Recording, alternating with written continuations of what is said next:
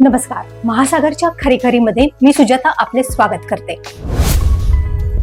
बिहारमध्ये आज इंडिया आघाडी किंवा इंडिया गठबंधनने जे काही शब्दबाण फेकले त्यामुळे आता इंडिया आघाडीत प्रचंड मतभेद आहेत. ते आपापसात सतत भांडतात. यामुळे केंद्रीय गृहमंत्री अमित शहा आणि त्यांचे हितचिंतक अत्यंत आनंदात होते. त्यांच्यासाठी आजची ही घटना विचार करायला लावणारी आहे. बिहारचे सध्याचे मुख्यमंत्री नितीश कुमार यांचे नाव एनडीए कडून मुख्यमंत्री पदासाठी घोषित करावे असे नितीश कुमार यांचे हितचिंतक म्हणा किंवा चेलेचपाटे म्हणा जोरजोराने ओरडून आपला मुद्दा मांडत होते. अमित शहा यांनी आणि त्या पक्षाच्या प्रवक्त्यांनी निवडणूक झाल्यावर निवडून आलेले आमदार आपला नेता ठरवतील असे घोषित केले होते.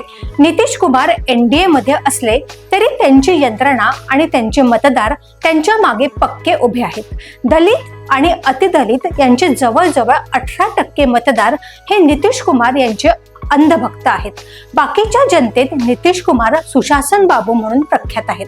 त्यामुळे नितीश कुमार आता संपले, नितीशजी संपले अशा वावड्या उठवून त्यांच्याच पक्षाच्या काही पुढाऱ्यांनी जे वातावरण तयार केले होते ते आता त्यांच्या चांगलेच अंगलट आलेले आहे. एक गोष्ट निश्चित आहे ती म्हणजे बिहारमध्ये भारतीय जनता पक्ष म्हणा किंवा काँग्रेस म्हणा या दोन्ही पक्षांची शक्ती जेमतेम आहे. नितीश कुमार आणि लालू प्रसाद यादव हे खूप जुने मित्र आहेत. त्याप्रमाणेच लालू प्रसाद आणि राबडी देवी यांचे वारस तेजस्वी किंवा नितीश कुमार या दोन पक्षांशिवाय तिसऱ्या पक्षाचा मुख्यमंत्री होणार नाही याची पक्की खुणगाठ लालूजी आणि नितीशजींनी बांधून घेतलेली आहे. आज सकाळी काँग्रेसचे नेते अशोक गेहलोत यांनी पत्रकार परिषदेत सर्व सहकारी पक्षांच्या पुढाऱ्यांना सोबत घेऊन लालू पुत्राला बिहारचे मुख्यमंत्री म्हणून नामित केले. अजय साहनी यांच्याकडे सुद्धा मतांचा मोठा टक्का आहे. ते उपमुख्यमंत्री बनतील, परंतु काँग्रेस बाबत काँग्रेसच्याच या नेत्याने एकही शब्द उच्चारला नाही. याचाच अर्थ काँग्रेसला राज्यात जे त्यांचे सहकारी पक्ष आहेत त्यांना मुक्त हस्ते मदत करावयाची आहे हा संदेश यातून दिसून आला. राहुल गांधी यांनी बिहारमध्ये पदयात्रा काढून प्रचार केला. वोट चोर गद्दी छोड वगैरे वगैरे सारख्या घोषणाही देऊन झाल्या, परंतु काँग्रेस पक्ष बिहारमध्ये अत्यंत कमजोर आहे. त्यांचे संघटन नाही, उमेदवार नाहीत. मग एकटे राहुल आणि प्रियंका यांच्या भाषणाने निवडणुका जिंकता येत नाहीत हे काँग्रेस पक्षालाही चांगलेच ठाऊक आहे.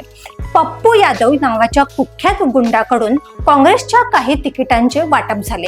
हा पप्पू यादव दिवसा काँग्रेस बरोबर आणि रात्री अमित शहा यांच्या बरोबर अशी परिस्थिती होती. हे प्रकरण समजल्यानंतर परवा राहुल गांधी यांनी लालू प्रसाद, तेजस्वी, साहनी यांच्यासह आपल्या पक्षातील काही नेत्यांना धडाधड 5-6 फोन केले आणि ज्या सूचना दिल्या त्या प्रत्यक्षात पूर्ण करण्यासाठी अशोक गेहलोत यांना पाठवले. गेहलोत यांनी बरोबर गोट्या फेकल्या आणि जे गठबंधन आपसात कुस्ती खेळत होते ते गपगार झाले. जनतेत वेगळा संदेश गेला. तसेच तिकडे एनडीए मध्ये नितीश कुमार यांचे नाव घेतल्याशिवाय पर्याय नाही हे सर्वांनाच ठाऊक आहे. गेल्या निवडणुकीत नितीश कुमार यांच्या अनेक उमेदवारांना पाडणारे मोदीजींचे हनुमान चिराग पासवान यांनाही जाहीरपणे नितीश कुमार यांचे पाय धरावे लागले. बिहारमध्ये नितीश कुमार बाजूला झाल्यावर 2015 साली भाजपाला 40-45 जागा मिळाल्या होत्या. बिहारचे राजकारण देशापेक्षा फार वेगळे आहे. लालू आणि नितीश हे इतरांना कोळून पिण्यात पटाईत आहेत. त्यांच्या या पटाईतपणाचा उपयोग होऊ नये म्हणून अनेक वर्षापूर्वीचे एक प्रकरण उकरून काढण्यात आलेले आहे, जेणेकरून त्या मंडळींना त्याचा फायदा होईल असा त्यांचा कयास होता. परंतु आजच्या पत्रकार परिषदेमुळे एनडीए मधील हर्षवायू झालेल्या आणि अर्ध्या हळकुंड्याने पिवळ्या होणाऱ्या अनेकांना एनडीए आघाडीत ही जादू कशी काय झाली याचे कोडेच उलगडत नाही. तिकडे जनसुराज्य पार्टी एनडीएची काही टक्के मते तरी कमी करणार आहे. SIR ने 65 लाख मते आधीच कमी केलेली आहेत. म्हणजे प्रत्येक मतदारसंघातून 30 ते 35 हजार मते कमी झालेली आहेत. त्यामुळे आता बिहारची निवडणूक एनडीए आणि इंडिया या दोघांचीही लिटमस टेस्ट आहे. केंद्र सरकारच्या भवितव्यावरही ही निवडणूक निश्चितपणे परिणाम करणार आहे. आता घोडा मैदान खुले आहे, कारण 14 नोव्हेंबरला म्हणजेच बालक दिनी कोणता पक्ष बालक आहे आणि कोणता पक्ष पालक आहे हे बिहारचे सुविद्य मतदार ठरवणार आहेत. अशाच घडामोडींसाठी बघत रहा महासागर. अजूनही तुम्ही आमच्या चॅनलला सबस्क्राईब केलं नसेल तर लगेच सबस्क्राईब करा, लाईक करा, शेअर करा आणि बघत रहा महासागर. नमस्कार.